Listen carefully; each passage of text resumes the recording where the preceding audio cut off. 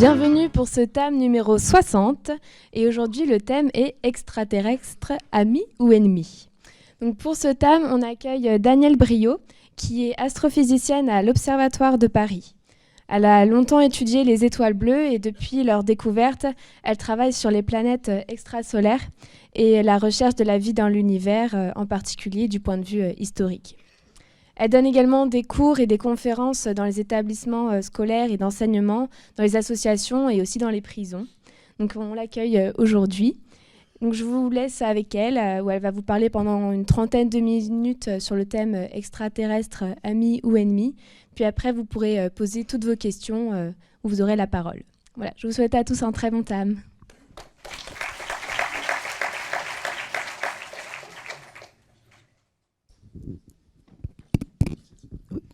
Bon, merci beaucoup. Alors, ce dont je veux parler, le sujet extraterrestre, amis ou ennemis, il y a quelques dizaines d'années, c'était un sujet qui n'était absolument pas abordé en astrophysique, en astronomie.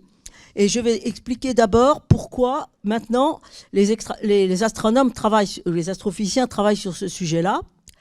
Et donc le début de l'exposé va être vraiment de façon d'astronomie, mais après, ça va être un sujet un peu plus, disons, un peu plus flou, qui pourrait éventuellement s'apparenter à la science-fiction, etc., qui pose des questions auxquelles, moi, personnellement, j'ai pas les réponses. Voilà. Donc, vous étonnez pas, c'est des sciences. Certaines méthodes d'astronomie, d'astrophysique ont changé, justement, quand on recherche la vie extraterrestre, hein. Voilà. Pour l'instant, on l'a pas encore trouvé, je vous dis tout de suite. Mais voilà les questions que ça peut poser. Alors, donc, je tâche en une demi-heure, ça va être un sujet qui va un peu enjamber beaucoup de disciplines. Et évidemment, vous pourrez poser toutes les questions que vous voudrez après. Voilà. Alors voilà, pourquoi se poser la question, les extraterrestres, c'est ce que je vous dis, pourquoi la question est-elle posée? Alors, il faut savoir que là, c'est une des questions qu'on pose, évidemment, c'est ce qui pose le plus les gens, pourquoi faire de l'astronomie. L'homme a besoin de savoir d'où il vient, hein. C'est vraiment essentiel, c'est vraiment une quête de l'homme, donc ça c'est la cosmologie. Et il y a également comment la vie a commencé et est-ce qu'il y a d'autres êtres vivants en dehors de ceux qu'on connaît nous sur notre planète Terre. Alors évidemment, bon, là, l'étude de l'histoire de cette question, de cette quête est très intéressante. Mais enfin, voilà. Bon, alors, pendant très longtemps, l'illusion des canaux de Mars a été un bon argument pour défendre l'existence d'une vie extraterrestre. Et quand on envoyait les engins spatiaux, on a vu qu'il n'y avait pas de canaux. Bon, il y a quand même des gens qui sont toujours pensé qu'il n'y avait pas de canaux. Alors, quand on s'est rendu compte que les canaux n'existaient pas, le premier paysage martien donc date de 1976. La recherche en dehors de la vie, en dehors de la Terre, est un sujet complètement négligé, hein, presque totalement négligé, hein, quand même. Bon, voilà. Alors voilà les canaux de Mars, tels qu'on pouvait les imaginer, puis on sait que c'est pas du tout comme ça. Voilà encore un autre. Voilà. Alors donc, Viking, 20 juillet 76, et le premier paysage martien, voilà, était présenté par Carl Sagan à l'Union astronomique internationale en 76. Ça se tenait à Grenoble. Et quand on a vu ça, on s'en souvient, je peux vous dire. Voilà. Alors maintenant, donc on voit, il n'y a pas de canaux sur Mars. Bon, rechercher la vie, comment on fait, c'est un autre sujet. C'est plus du tout un sujet à la mode. Ça fait pas sérieux.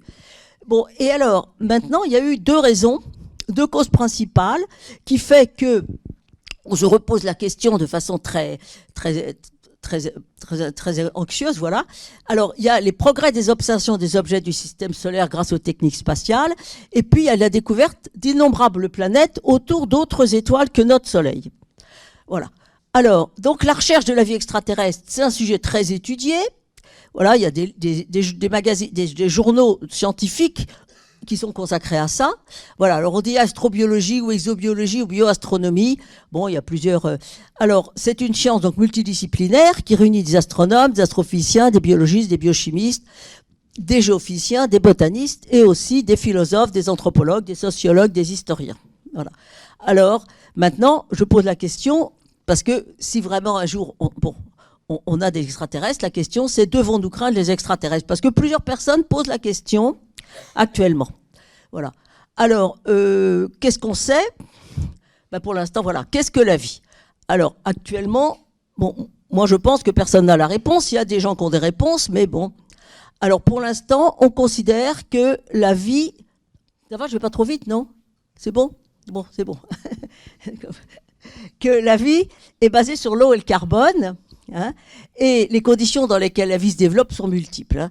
Alors, justement, alors, sur la Terre, on étudie la vie, justement, avant d'étudier la vie ailleurs, enfin, aussi, on étudie la vie sur Terre, les conditions les plus extrêmes pour savoir si ces conditions existent dans d'autres planètes, ça veut dire qu'il peut y avoir la vie. Alors, la Terre, c'est extraordinaire, on trouve des organismes vraiment dans des conditions complètement impossibles, hein, qu'on aurait pensé impossibles. Et puis évidemment, plus ça va, plus on trouve des êtres vivants au fur et à mesure que les hommes...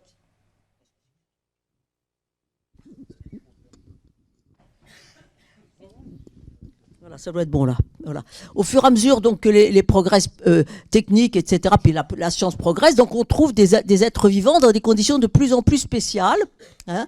Voilà, température proche ou supérieure à 0 degré, température inférieure à 0 degré, pression exceptionnelle dans les grands fonds marins, milieu très chargé en sel, très acide, hyperalcalin, sans oxygène, sans lumière, etc. Voilà, alors ici, voilà un exemple on pourrait penser qu'il n'y aurait jamais la vie, hein, c'est un énorme bassin d'eau chaude, 70 degrés, du soufre et de l'oxyde de fer, et des extrémophiles bruns, jaunes, verts et bleus habitent et colorent ces eaux chaudes, voilà. Donc, il y a la vie. Voilà. Dans les sources d'eau chaude sous-marine, vivent des bactéries qui ne se reproduisent qu'au-dessus de 90 degrés, toujours sur une pression très élevée. Voilà, le verre de Pompéi sur la paroi des cheminées hydrothermales et supporte des températures jusqu'à 80 degrés et peut atteindre 15 cm. Voilà. Bon, alors, pour l'instant, donc on voit que la vie existe dans des conditions... Alors, bon, on ne peut vraiment... Pour l'instant, on se base sur ce qu'on connaît sur Terre et on est obligé d'extrapoler ce qu'on se connaît sur Terre pour savoir ce qui peut se passer ailleurs, hein. Alors, on considère, pour l'instant, il y a un accord à peu près universel sur le fait qu'il faut de l'eau liquide. L'eau liquide, c'est un solvant, voilà. Donc, condition pour qu'il y ait de l'eau liquide, on dit, il faut que ça soit entre 0 et 100 degrés. Hein. La zone d'habitabilité autour d'une étoile, voilà.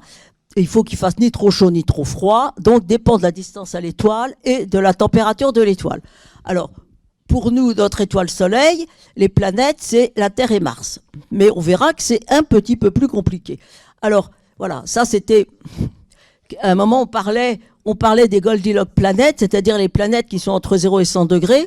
Et ça se rapportait donc à Boucle d'Or, qui goûte la soupe des ours. Et la source de Papa Ours est trop chaude, la source de Maman Ours est trop froide, et la soupe de Petit Ours, c'est juste la bonne température. Donc ni trop chaud, ni trop froid. Bon, les Américains appellent ça quelquefois la Goldilocks Condition pour des trucs qui sont ni trop, ni trop peu. Voilà. Bon, donc j'ai expliqué ça à des tas de collègues il y a quelques années quand cette expression était à la mode, à savoir ce que c'est que des Goldilocks planètes. Faut lire Boucle d'Or en anglais, la vie est compliquée. Voilà. C'est un métier dur, l'astronomie, vous savez. Bon, alors, voilà la zone d'habitabilité pour le schéma classique. Hein. Donc, sur la gauche, vous avez représenté les différentes étoiles, depuis les étoiles les plus chaudes, les plus massives, jusqu'aux étoiles les plus froides. Hein. Et on voit qu'évidemment, plus l'étoile sera froide, plus la zone habitable, entre 0 et 100 degrés, se rapprochera de l'étoile. Voilà. Alors, maintenant, comment cherchons la vie sur la planète, dans notre proche environnement? Alors, pour l'instant, donc on voit la planète Mars, bon candidat pour la recherche de la vie. Alors, donc de nombreux engins spatiaux. Alors, donc, c'est très très difficile, invisiblement, parce qu'il y a eu énormément d'échecs. Hein. Bon, alors quand on l'a vu en 76, premier vrai paysage martien. Voilà, bon. Alors, les couleurs ont été ajoutées un peu après, enfin bon, voilà, donc encore paysage martien. Voilà. Alors, depuis Viking, alors on en a lancé beaucoup, Alors, il y a de plus en plus d'indices de la présence d'eau sur Mars, actuellement sous forme de glace et probablement sous forme d'un océan souterrain, et dans le passé sous forme d'eau liquide. Pourquoi l'eau a-t-elle disparu sur Mars? Voilà.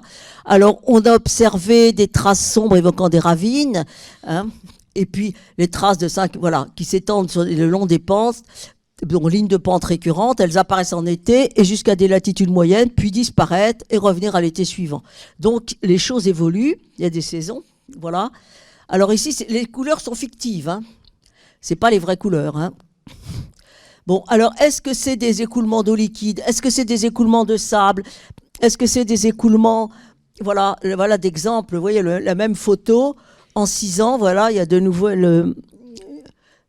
bon, voilà encore des traces de ravines. Voilà. Alors une espèce de saumure ou bien des écoulements de sable. Actuellement, on se pose la question. Voilà. Bon, on a trouvé aussi des cailloux qui s'apparentent complètement aux cailloux qu'on trouve, aux galets qu'on trouve à l'intérieur des torrents ou au fond des rivières, et qui laissent penser qu'il y a vraiment eu des écoulements d'eau liquide à un moment. Alors ça, c'est carrément le travail des géologues, hein, ou des minéralogistes, enfin, qui savent reconnaître un caillou qui vient d'un caillou de rivière, ou voilà. Bon, alors. Maintenant, donc Mars, on a encore la question. Alors, on lance évidemment actuellement, il y a beaucoup d'instruments qui sont sur des robots qui marchent sur Mars. Il y en a eu des extraordinaires qui ont vécu et travaillé pendant des années et des années. C'est tout à fait extraordinaire. Voilà. Alors maintenant, en dehors de la zone d'habitabilité, on s'est rendu compte que la présence de liquide n'est pas uniquement liée à la température, mais il y a d'autres processus physiques, comme les volcanismes ou les effets de marée, qui peuvent jouer un rôle essentiel. Et voilà. Alors, donc là, théoriquement, la zone d'habitabilité. Alors, les planètes, les 4 premières planètes, Mercure, Vénus, la Terre et Mars, c'est des planètes telluriques, c'est-à-dire des planètes rocheuses. Hein. Bon, Vénus, les conditions sur Vénus, vraiment, on peut pas imaginer qu'il y ait la vie, tellement les conditions sont excessives et tellement il fait chaud, tellement il y a un effet de serre énorme. Et alors après, les autres planètes sont des planètes gazeuses, donc s'il y a la vie, il faut chercher, s'il y a la vie, enfin les conditions, ce serait à chercher sur des satellites, hein, des lunes, qui eux sont rocheux. Voilà. Alors voilà, par exemple, les 4 satellites principaux de Jupiter, il y en a énormément, mais ça c'est les satellites galiléens, voilà. Alors Europe est un des satellites galiléens, un astre glacé, mais on sait qu'il s'agit d'une banquise, c'est-à-dire que sous la glace, il y a de l'eau liquide. Hein. Alors, on envisage, bon, d'envoyer une sonde, mais voilà, satellite gelé. Alors là, les couleurs, les fissures ont été teintes, mais c'est pas les vraies couleurs, hein, c'est vraiment très blanc en fait. Voilà, vous voyez. Alors on a pu, bon, à partir de là, les glaciologues peuvent imaginer qu'à partir sous une couche de glace comme ça, il y a de l'eau. Voilà. Mais voilà, le problème, c'est qu'on ne sait pas. On ne sait pas quelle est l'épaisseur de la banquise pour l'instant. Donc voilà, donc il y a un intérieur, il y a un océan liquide sous la glace, et puis après vous avez un noyau, un intérieur rocheux, etc. Voilà. Alors, donc Titan aussi, alors, est-ce qu'on va envoyer un satellite pour percer la glace d'Europe et étudier l'eau qui est dessous, hein? Alors, bon, et je vous dis pour l'instant, le problème c'est qu'on ne sait pas de l'épaisseur, on ne sait pas bien l'épaisseur de la banquise, donc on a encore des études à faire. Alors Titan, maintenant, c'est intéressant. Bon, le plus gros des satellites de Saturne, c'est le seul satellite qui possède une atmosphère. Donc dès qu'on a su qu'il y avait une atmosphère, moi j'ai lu des articles des années 30 qui disaient il faudrait rechercher la vie sur Titan. Voilà, donc c'est une question qui se pose depuis longtemps. Voilà, donc la sonde Huygens s'est posée sur le satellite Titan, et puis la mission Cassini a continué à tourner autour. Et voilà, on a envoyé plus de 300 images. Et donc la surface, voilà, alors ça c'est à peu près après. On sait qu'il y a des lacs. Alors l'atmosphère est composée d'azote et de méthane et de nombreux composés organiques. Bon, les composés organiques se forment quand le soleil détruit le méthane. Alors, si le soleil détruit le méthane de façon continue, comment du méthane peut-il subsister dans l'atmosphère? Alors, actuellement, c'est la vie qui entretient le méthane. Le méthane est un sous-produit du métabolisme de nombreux organismes. Donc, la question, c'est comment le méthane peut exister sur Titan? Alors là, j'ai des collègues qui sont très, très enthousiastes, d'autres qui disent mais non, faut chercher ailleurs. Et puis voilà. Pour l'instant, c'est très intéressant. Voilà. Alors voilà un lac sur Titan, composé de méthane et d'éthane. Alors, est-ce qu'on pourrait inventer une vie qui serait basée sur le méthane et l'éthane au lieu d'être basée sur l'eau et le carbone? Ça, c'est la question qui se pose aussi. Hein. Il faudrait extrapoler aussi, imaginer une vie qui ne soit pas la même que celle qu'on connaît nous. Alors, Encelade, c'est un des gros satellites de Saturne, et on a découvert des éruptions. Bon, il est recouvert de glace, et on a découvert des éruptions qui sont interprétées comme des geysers. Mais au début, on a parlé de geysers, après ça, on m'a dit mais non, Daniel, c'est pas des geysers. Bon, voilà. Et il y a donc des sources de chaleur qui fait que c'est un petit peu moins froid. Voilà, Encelade. Et le pôle sud d'Encelade a donc des évacuations de matière, d'eau, voilà. Et donc, la sonde Cassini. Alors, on pense que la couche de glace est beaucoup plus fine que ce qu'on pensait, et elle est beaucoup plus fine au pôle sud, où l'emplacement, on voit les fissures dont s'échappent les geysers. Voilà. Donc, il y a un océan qui ferait 45 km d'épaisseur. Bon, maintenant, ça demande encore à être précisé. Alors, est-ce qu'il y aurait la vie? Est-ce qu'il pourrait y avoir la vie sur Encelade? En tout cas, on voit qu'il peut y avoir de l'eau liquide en dehors de ce qu'on appelle la zone habitable, ce qui est considéré comme la zone habitable, qui est uniquement liée à la distance de la planète à l'étoile, hein, compte tenu de la température de l'étoile. On voit qu'il y a d'autres phénomènes physiques qui peuvent faire qu'il y a de l'eau liquide, même là où on pourrait penser qu'il n'y en a pas. Voilà. Alors ici, donc, voilà une vue. Une vue d'Encelade avec les geysers au pôle sud. Voilà, encore un autre schéma. Voilà. Alors ça, j'ai pas résisté parce que je trouvais ça rigolo. Alors, deux scénarios, nous devrions envoyer un engin spatial pour vérifier s'il y a la vie là-bas, et nous aurions aussi vite fait d'envoyer Trump vérifier s'il y a de la démocratie. Et alors là, on voit ici les extraterrestres, les petits hommes verts. Bon, c'est une blague, hein. Je précise tout de suite, c'est une blague. Les petits hommes verts, là, dans Encelade, mince, ils nous ont repérés. Nous devons nous attendre à des migrants d'une minute à l'autre. Et l'autre qui répond, il fait froid ici, il n'y a aucun confort de vie, c'est pas la peine de venir. Voilà. Bon, alors maintenant, donc, vous voyez, ce qui se passe dans le système solaire, on découvre des tas de choses tout à fait inattendues et très intéressantes. En plus, on pourrait détailler encore plus, mais voilà. Bon, alors maintenant, il y a la deuxième raison de s'intéresser à ça, c'est évidemment la découverte des planètes extrasolaires. Voilà. Alors, depuis 1995, voilà, on a découvert la première planète extrasolaire en 1995. C'est une équipe suisse avec un spectro franco-suisse et un télescope français. Et aujourd'hui, alors je vais vous dire honnêtement, j'ai pas regardé le truc, ça change tous les jours. Alors j'ai mis ça il y a 2 jours, je crois. Il y en a peut-être quelques-unes de plus. Enfin, il y en a plus de 4000 pour l'instant. Voilà, ça change tout le temps. Hein. Et donc il y a des systèmes multiples. Il y a 3000 étoiles qui ont des planètes. Et actuellement, on pense qu'il y a plus de planètes que d'étoiles dans notre galaxie. Comme il y a 2 à 300 milliards d'étoiles, ça laisse quand même beaucoup de planètes et beaucoup de chances, de conditions de planètes. Voilà. Alors, est-ce qu'il existe une vie dans les planètes extrasolaires? Il faut que les planètes soient dans la zone habitable, probablement, disons que c'est plus simple. Il faut qu'elles soient rocheuses comme la Terre, hein, gazeuses comme Jupiter. C'est un petit peu difficile d'imaginer une vie sur Jupiter, en tout cas pour la détecter.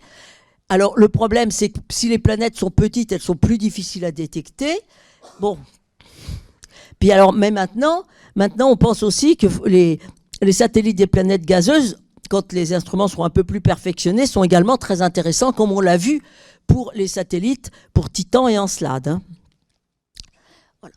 Alors, pour avoir des planètes avec la vie, il faut probablement que l'étoile soit plus vieille que 3 milliards d'années pour que la vie ait le temps de se développer de façon assez approfondie, assez sophistiquée. Il faut que les étoiles soient pas trop variables. Hein, et on pense qu'il faut que elles doivent avoir un taux de matériaux lourds suffisant pour héberger des planètes. Il faut dire qu'elles ne sont pas composées que d'hydrogène et d'hélium. Les étoiles les plus anciennes ont été formées à partir d'un matériau qui n'avait pas été enrichi par l'explosion d'étoiles qui avait processé tous les matériaux lourds à l'intérieur. Les étoiles massives processent, à partir de l'hydrogène et de l'hélium, processent les matériaux lourds. Quand elles explosent en supernova, les matériaux lourds vont dans l'espace et reforment de nouvelles étoiles qui, elles, peuvent avoir des planètes.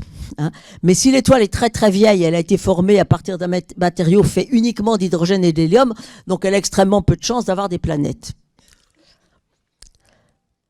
Voilà. Alors je reprends le schéma de la zone d'habitabilité. On voit bien que plus... Alors si les étoiles sont très froides, on étudie ça beaucoup, mais la zone d'habitabilité est très près de l'étoile, et à ce moment-là, il y a toute chance que ça soit en corotation, c'est-à-dire que la planète soit comme la Lune par rapport à la Terre, toujours présenter la même face à son étoile. Alors à ce moment-là, les conditions de température risquent d'être un peu compliquées, il risque d'avoir une phase très chaude et une phase très froide. Ça dépend tout ça de l'atmosphère aussi. Voilà. Bon, alors... On connaît plusieurs dizaines de planètes plus ou moins lointaines qui seraient susceptibles d'abriter la vie. Et c'est actuellement un domaine de l'astronomie très actif. Il y a des catalogues pour ces planètes-là. Et chaque fois qu'on en trouve une nouvelle, il y a des articles dans les journaux, etc. Alors, maintenant... Donc, la question se pose, si on découvre des extraterrestres, comment on fait? Alors, ça fait déjà longtemps qu'on a envoyé c'était il y a des messages radio, il y a des gens qui écoutent aussi les messages radio et tout ça. Alors, la question se pose par les scientifiques, la science-fiction, et il est quelquefois difficile, la vulgarisation, et c'est quelquefois un petit peu difficile de faire la distinction. Et en particulier, surtout quand on prend les choses un peu anciennes, j'ai regardé comment ça a été traité. Alors, les scientifiques ont parlé depuis longtemps des extraterrestres et quelquefois d'un éventuel danger. Alors, il faut... l'hypothèse d'autre monde, quand les Grecs en parlent, c'est tout à fait différent, puisqu'on pensait que la Terre était au centre, et puis il y avait les 7 ciels autour, et certains pensaient qu'il y avait ailleurs, en dehors de cet univers avec les 7 ciels, d'autres... planète avec également 7 ciels tout autour ou d'autres. Voilà. Alors, actuellement, quand on parle d'autres mondes, ça correspond donc à l'existence de planètes autour d'autres étoiles. Et tout de suite, on sait bien que quand on cherche des planètes extrasolaires, maintenant, c'est pour trouver la vie. Voilà. Alors, là, ce que je disais, si on prend l'hypothèse d'un monde centré sur la Terre au centre des 7 ciels, l'hypothèse d'autre monde peut signifier l'existence d'un autre monde dont une autre planète serait au centre et qui pourrait être habitée. Alors, on sait que c'est plus du tout comme ça que ça se passe. Alors, autrefois, les extraterrestres se posent surtout pour la Lune qui est proche, etc. Est-ce qu'il y a des habitants sur la Lune? Alors, la question à 1000 et demi ne se posait pas vraiment, puisque c'était pas... Voilà. Alors là, c'est le schéma de Ptolémée tel qu'il était, donc jusqu'à Copernic. Voilà. Et puis alors, donc en 1543, Nicolas Copernic, le système héliocentrique, c'est-à-dire la Terre n'est plus au centre, la Terre tourne autour du Soleil, et ce qui implique que notre Terre fut par la suite considérée comme une planète parmi d'autres. Voilà le système de Copernic. Voilà. Alors Galilée réalise la première observation de la Lune avec un instrument d'optique. Il découvre les reliefs de la Lune. Il a fait en quelques semaines une moisson de découvertes absolument extraordinaire, et il découvre les montagnes de la Lune, et puis également les cratères. Et les cratères, on ne sait pas expliquer comment ça s'est formé.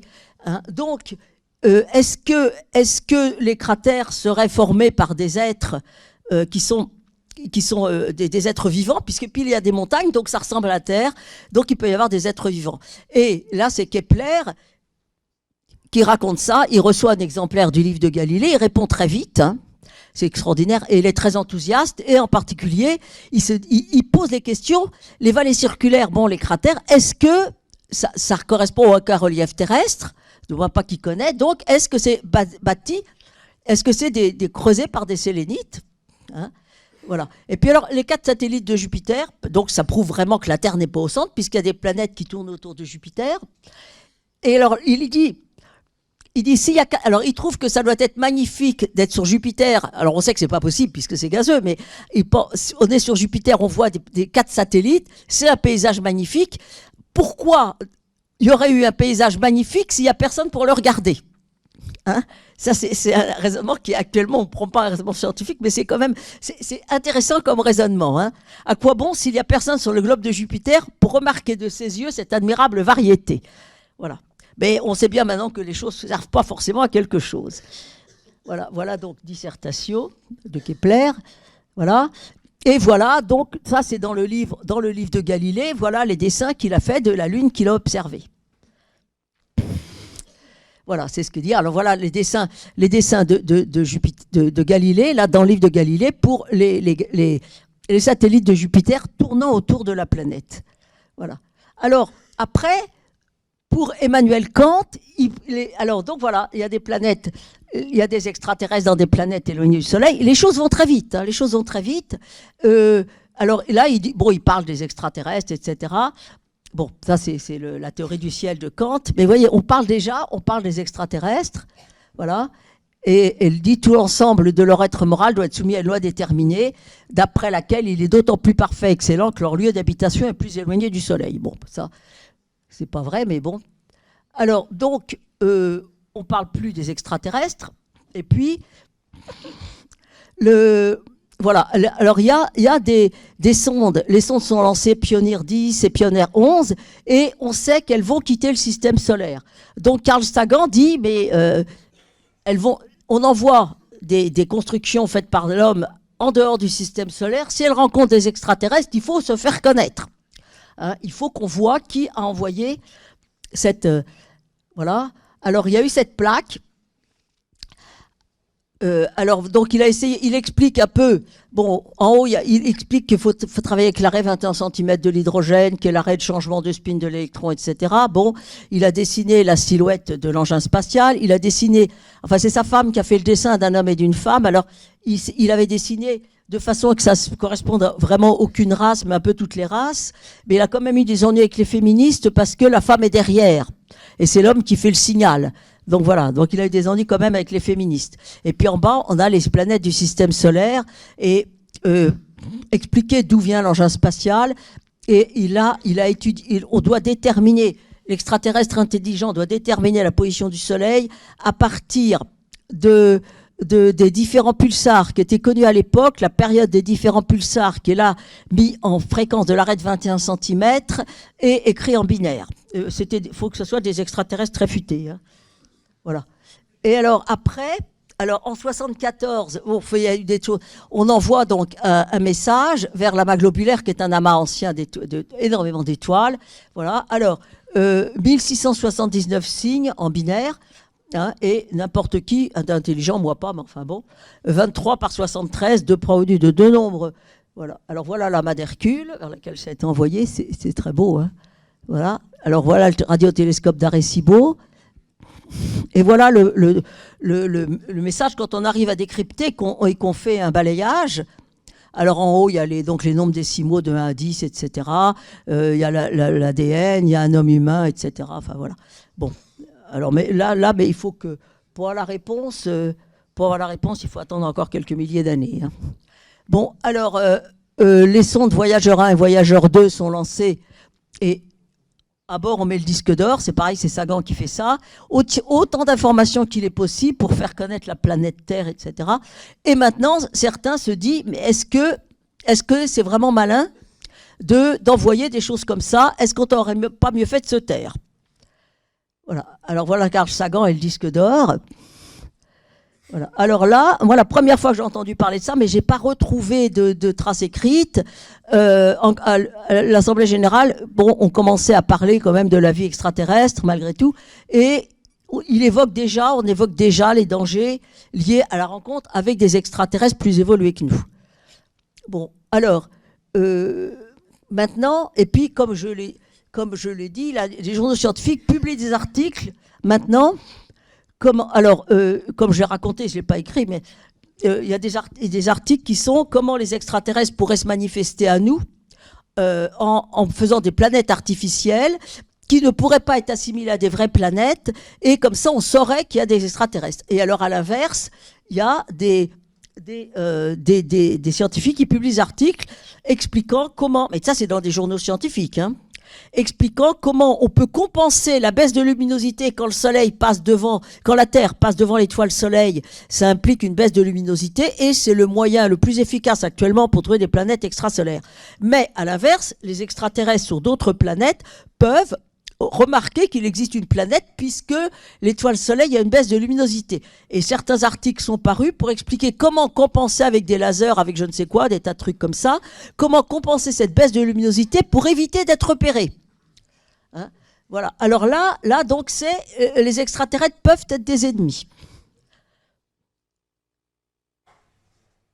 Voilà. Donc, du point de vue scientifique, on ne sait pas.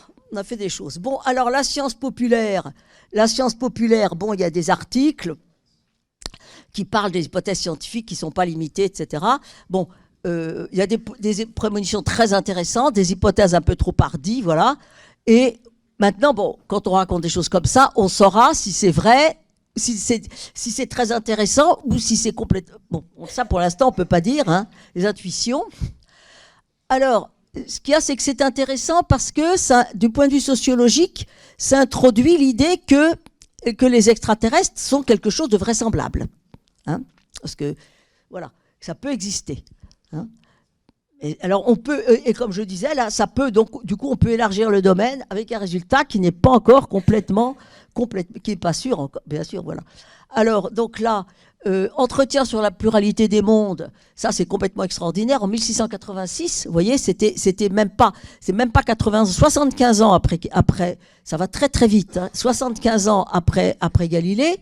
Hein. Alors le livre est un best-seller, il est traduit en de nombreuses langues, il a une grosse influence à travers toute l'Europe.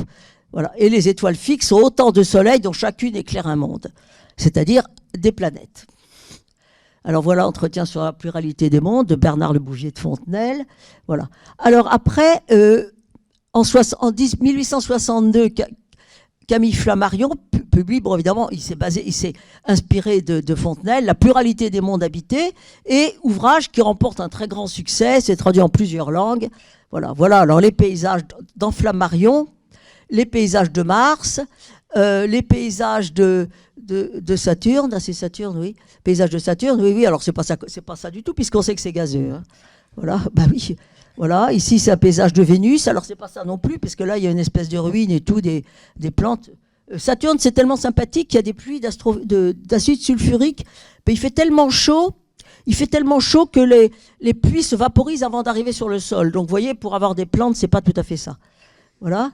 Alors Stephen Hawking parle des extraterrestres, mais dans des conférences destinées à un grand public et non pas dans des revues d'astrophysique. Vous voyez, c'est un peu qu'est-ce que vous en pensez. Et lui, il pense que ça peut représenter un danger. Hein, donc c'est pour ça que j'en parle, parce qu'il est réputé et célèbre. Et ses propos sont repris par la presse et c'est important d'un point de vue sociologique. Hein. Faut pas faire n'importe quoi, on a peut-être intérêt à se cacher. Alors, maintenant, les artistes donc, ont écrit d'innombrables livres et d'innombrables films. En fait, les ouvrages, la plus grande partie, c'est la science-fiction. Hein, mais ce sont des œuvres d'imagination. Alors, il y en a énormément, donc j'ai fait une sélection. Bon. Voilà. On va peut-être passer aux questions.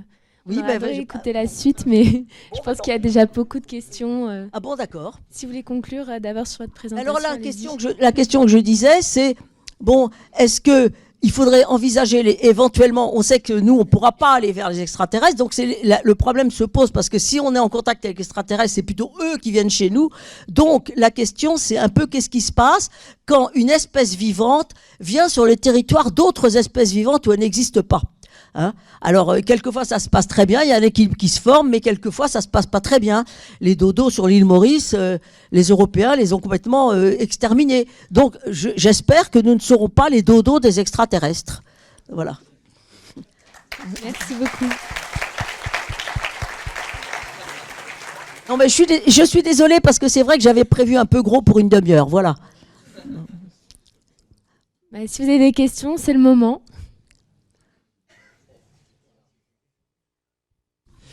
Pourquoi l'astronomie? Pourquoi vous avez choisi de faire dans l'astronomie? Est-ce que c'est par sensibilité personnelle ou c'est de quoi choisir faire de l'astronomie? Oui. Ah ben, vous savez, c'est très difficile de répondre. Enfin, c'est pas difficile, mais en fait, j'ai fait comme beaucoup de monde. Ça se faisait moins dans ma génération, en fait. Hein. Mais c'est les gens qui veulent faire de l'astronomie, généralement, ils ont envie de faire ça depuis leur enfance. Beaucoup d'entre eux. Hein. Beaucoup d'entre eux. Et moi, j'ai envie de faire ça. Mon premier contact, je pense, c'était avec un livre de contes que j'avais eu en CM2. Voilà, et dans CE2. Et où il y avait des contes, et il y avait en particulier une histoire d'amour entre une étoile et une comète. Et je trouvais ça très beau. J'aimais beaucoup le livre, il y avait des belles illustrations, il n'y en avait pas pour ça. Mais voilà, et bon, puis en fait, j'avais aussi, quand j'ai annoncé ça à mes parents, il y avait une cousine de ma mère qui avait travaillé de ma grand-mère, qui avait travaillé à l'observatoire, donc c'est paru pas... Voilà. Mais c'est un problème parce qu'actuellement, il y a très très peu de postes, hélas. Il y a beaucoup de gens qui veulent faire de l'astronomie, et pour la plupart des gens qui veulent faire de l'astronomie, je vous dis, c'est vraiment ce qu'on peut appeler une vocation. Et ne pas faire de l'astronomie, bah, c'est vraiment frustrant. Et là-dedans, il y a des gens qui sont très, très bons. Il y a une question.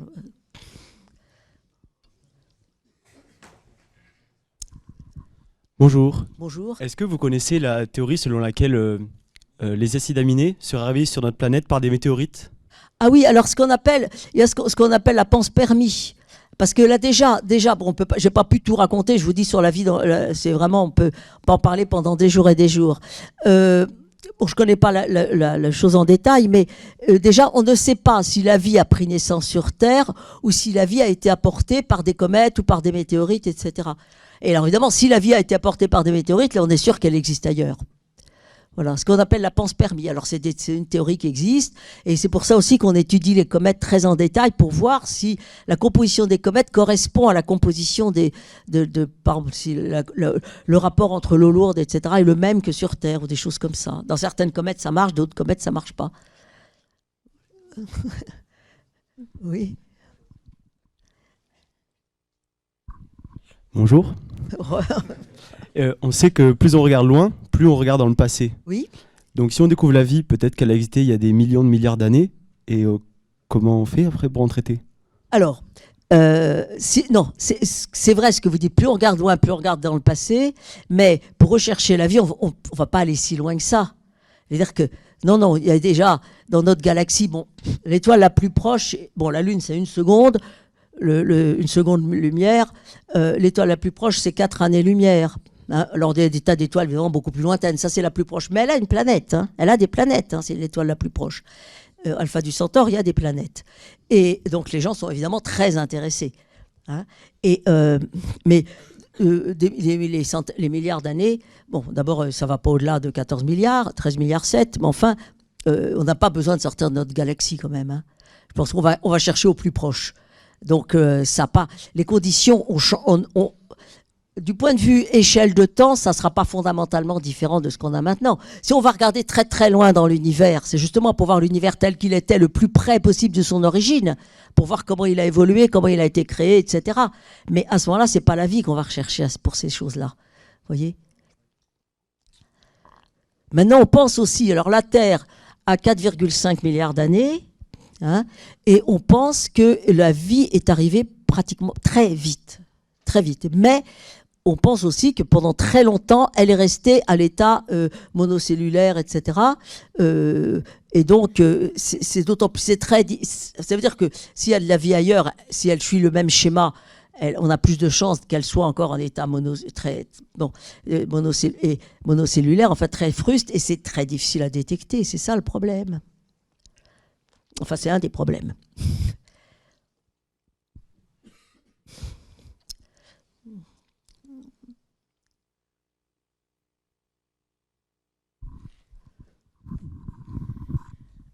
Si vous connaissez un petit peu, est-ce que vous pouvez nous donner votre opinion sur le paradoxe de Fermi?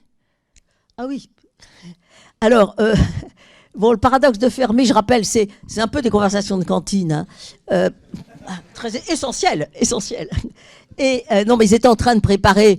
Bon, voilà. Et Fermi, à un moment, dit mais où sont-ils? Sous-entendu, si les extraterrestres, pourquoi on les voit pas?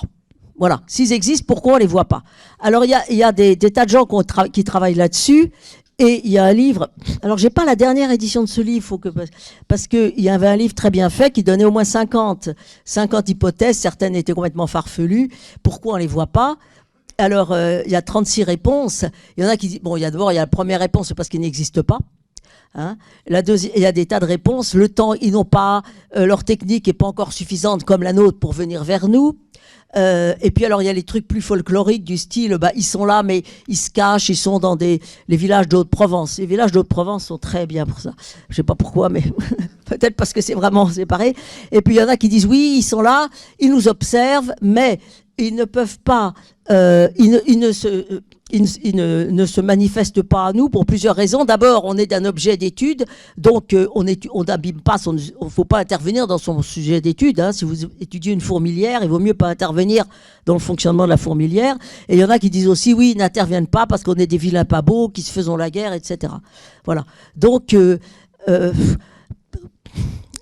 paradoxe de Fermi, moi j'aurais plutôt tendance à penser, mais bon voilà, ils sont un peu trop loin, que voilà, qu'ils n'ont pas eu le temps d'acquérir des techniques suffisantes pour venir vers nous, puis ils n'ont peut-être pas envie non plus. Enfin bon, mais pourquoi c'est la même raison, pourquoi nous on va pas les voir non plus, c'est un peu ça quoi.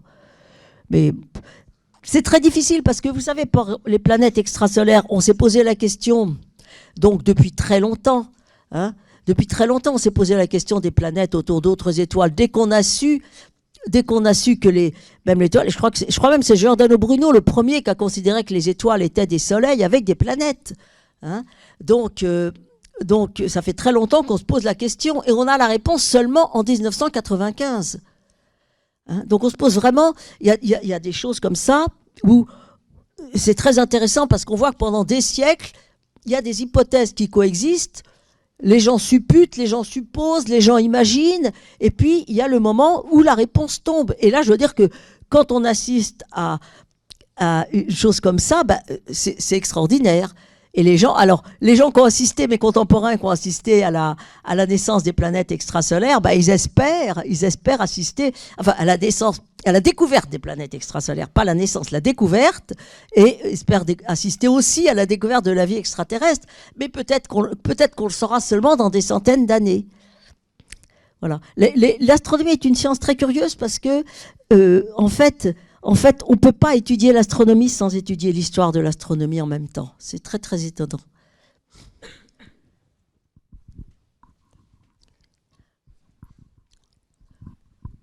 Bonjour, tout d'abord. C'était pour savoir si vous connaissez la théorie des grands filtres. Et si oui, quel est votre avis sur cette théorie? Écoutez, alors là, vraiment, je ne vois pas du tout de quoi il s'agit, mais je ne connais pas tout. Hein, loin de là. C'est sur quoi, alors? Par exemple, en fait, il y a une théorie comme quoi les extraterrestres sont pas venus à nous. Parce que, en fait, au cours de la vie, toute la vie, par exemple, notre planète, il y a eu des grands filtres. Par exemple, les dinosaures n'ont pas survécu aux météorites. Ah, alors vous pensez que les extraterrestres seraient venus et puis qu'ils auraient été anéantis? Non, c'est pas ça. En fait, il n'y a pas eu de planète qui a résisté. En fait, il y a des êtres vivants. Il y a peut-être des extraterrestres, mais en fait, ils n'ont pas survécu à assez de filtres pour pouvoir venir nous rendre visite, en fait, pour être assez. Non, je ne connaissais pas celle-là. C'est peut-être une des réponses au paradoxe de Fermi aussi. Hein. Mais vous savez, c'est très compliqué parce que, enfin, c'est difficile parce qu'en ce moment, justement, avec ce genre de choses, à partir de quand on quitte la science, vous voyez, la limite entre la science et ce qui n'est plus la science est extrêmement fragile. Et puis en plus, suivant les époques, elle varie. Et à partir de quand c'est de la science et à partir de quand ça n'est plus de la science, c'est de la science-fiction, etc. Vous voyez, c'est difficile. Hein. Alors évidemment, si on pose les limites en disant on peut imaginer que, voilà, un peu comme quand Kepler parlait est-ce qu'il y a des gens sur la Lune? Peut-être que oui. Voilà. Ça pourrait expliquer des choses, mais il se trouve que c'est pas comme ça qu'on explique les choses maintenant. Vous voyez? Et entre le moment, c'est compliqué à partir de quand? Jusqu'où on peut faire des hypothèses, en sachant que c'est des hypothèses, et voilà, et à partir, sans que les hypothèses soient encore complètement vérifiées. Et puis la science, elle évolue. Enfin, elle évolue, je veux dire que il peut y avoir... La vérité scientifique n'est pas éternelle. Voilà. Je crois qu'il n'y a que les mathématiques où la vérité qui continue. Parce que sinon, vous pouvez trouver... on peut avoir des théories, puis après on se rend compte que ça ne marche pas. Moi, j'ai vu beaucoup des théories s'écrouler, repartir, voilà. Ça, c'est l'avantage d'avoir fait de l'astronomie depuis longtemps. Bonjour. Est-ce que vous pensez qu'il y a une limite technologique qu'on a atteint et qu'en fait... Attends, excusez-moi, je ne vois pas où vous êtes. Ah pardon, oui, bonjour. Rebonjour. Est-ce que vous pensez qu'on a atteint une limite technologique qui ne nous permettront pas, en fait, jamais de rencontrer d'autres formes de vie ou d'autres extraterrestres? Est-ce que vous pensez qu'on a atteint une limite?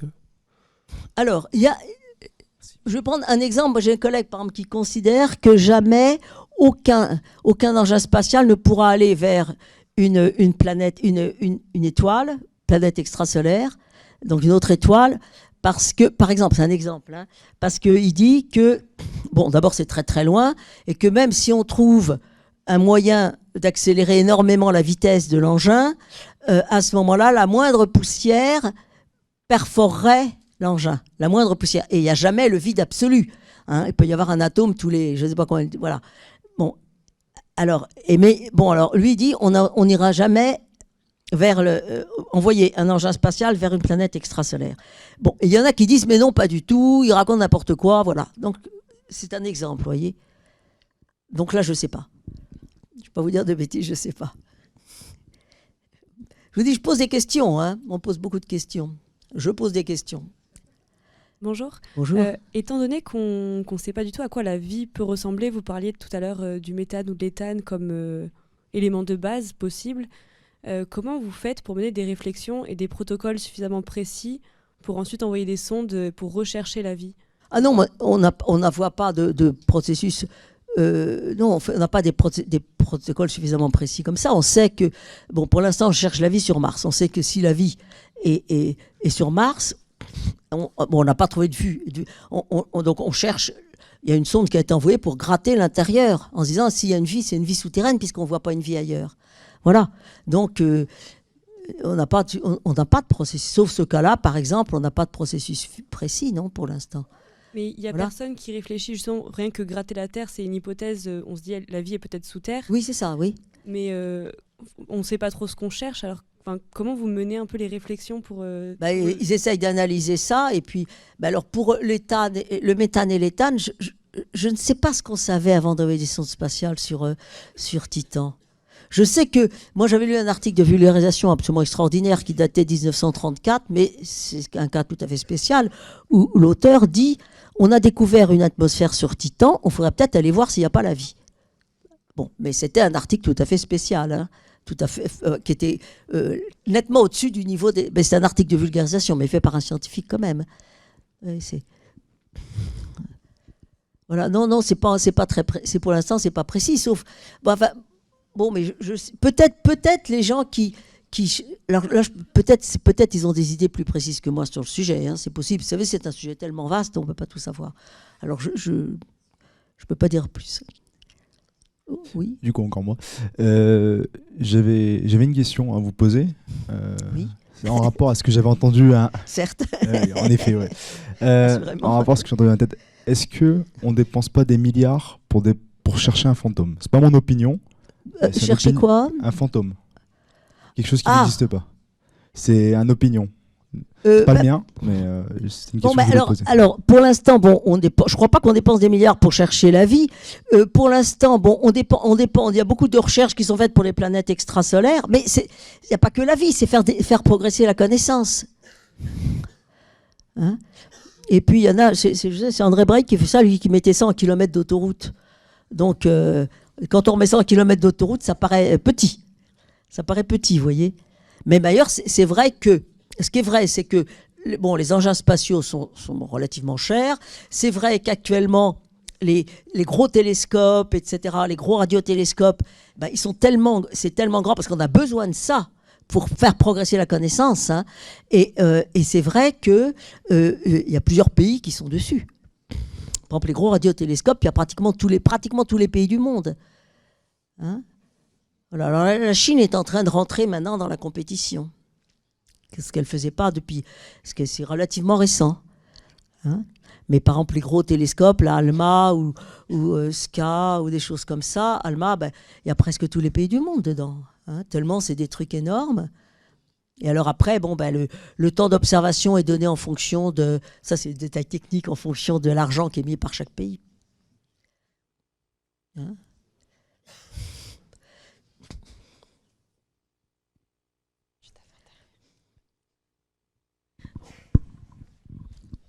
Bonjour. Moi, je voulais savoir, qu'est-ce que vous pensez de la zone 51 ? De quoi ? De quoi ? De quoi, là ?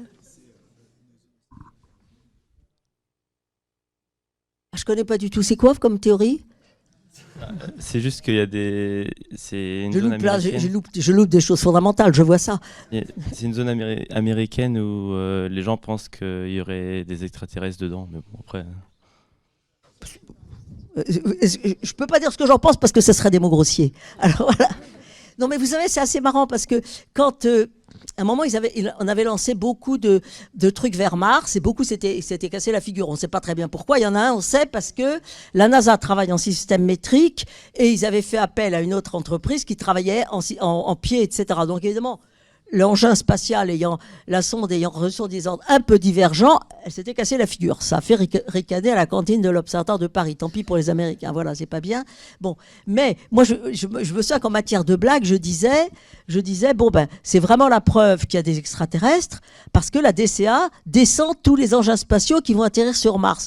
Les seuls qu'elle laisse arriver, c'est ceux qui arrivent dans les déserts parce que ça présente pas de problème. Bon. Alors, moi, je disais, faut faire attention de ne pas raconter ça à des journalistes. Je racontais avec des copains pour rigoler, évidemment. Et je me suis rendu compte que, en fait, il y a des tas d'Américains qui croient la même chose. On peut toujours, la théorie du complot, Non, moi, je ne crois pas du tout à cette histoire-là. Pourquoi est-ce qu'ils cacheraient des extraterrestres ? J'ai jamais entendu... jamais entendu parler de ça. C'est assez... Non, ben voilà, bon. On nous cache tout, vous savez, on me cache tout. On ne m'a pas raconté, voilà. Soyons parano. Oui.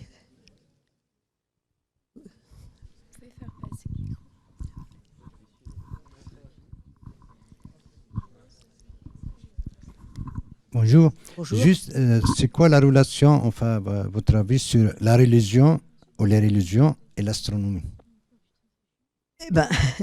Dieu a créé la Terre, oui, mais attendez. Mon opinion, c'est qu'il y a plusieurs façons de chercher la vérité. Il y a la science, il y a la religion, il y a l'art, il y a la philosophie. Hein, au moins ces 4 choses-là, au moins, puis encore sûrement d'autres. Tout ça, c'est parfaitement honorable et parfaitement indépendant. Hein, et si on mélange la science et la religion, à mon avis, on a toute chance de faire de la mauvaise religion et de la mauvaise science. Voilà. Bon, Dieu a créé le monde en 6 jours, certains pensent que c'est ça, mais enfin, actuellement, on est à 13,7 milliards d'années. Voilà. Bon. C'est pas... Non, c'est des choses... C'est d'autres façons, des façons différentes de chercher la vérité. L'art est une recherche de vérité, la philosophie est aussi une recherche de vérité, et c'est indépendant. Voilà. Et bon, et c'est pas... Vaut mieux pas trop mélanger. Vaut mieux même pas mélanger du tout. Mais c'est vrai que c'est une question. C'est une question, mais bon. C'est des démarches intellectuelles complètement différentes, voyez-vous. Vraiment complètement différentes. Est-ce que vous pensez que si on trouve une autre forme de vie, on va dépenser toute l'énergie qui reste sur la Terre pour l'atteindre, sans savoir le résultat qu'on aura à la fin ? Ça, je peux pas répondre. Je peux pas répondre, oui, j'espère que non, parce qu'il faut quand même qu'on continue à vivre. Maintenant, c'est vrai. Ce qui est vrai, c'est que si on couvre une autre forme de vie, c'est vrai que du point de vue, ça changera, ça sera la plus grosse découverte qui aura jamais été faite.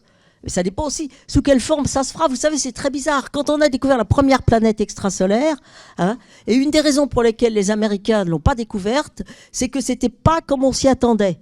Hein. La première planète, en fait, on pensait que pour qu'elle ait un effet sur son étoile suffisamment important pour que ça puisse être vu, il faut que ça soit une planète au moins de la masse de Jupiter.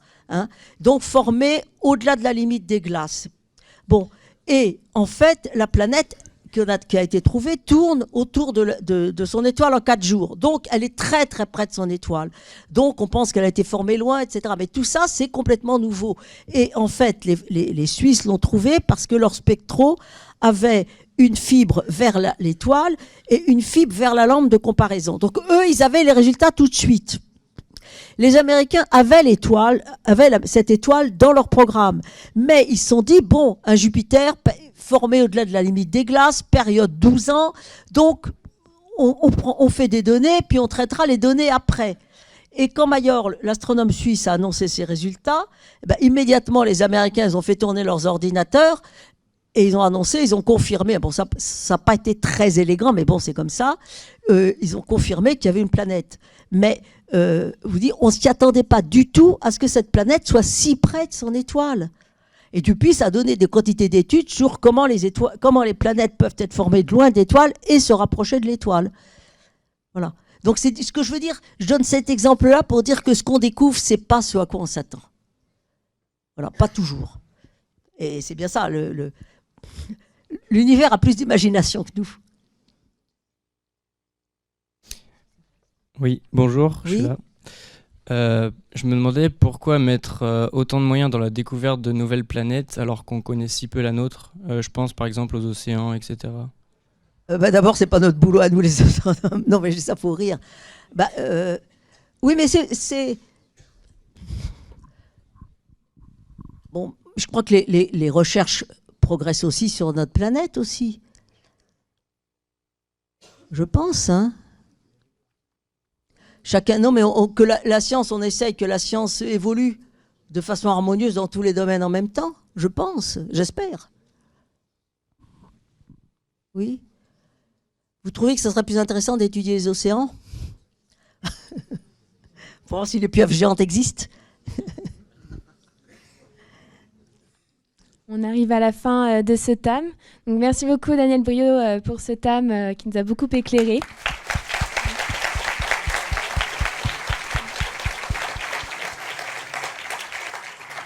Et quant à nous, on se retrouve la semaine prochaine pour le thème 61 sur la place des femmes dans la gastronomie. Bon après-midi. Ah oui, c'est pas pareil.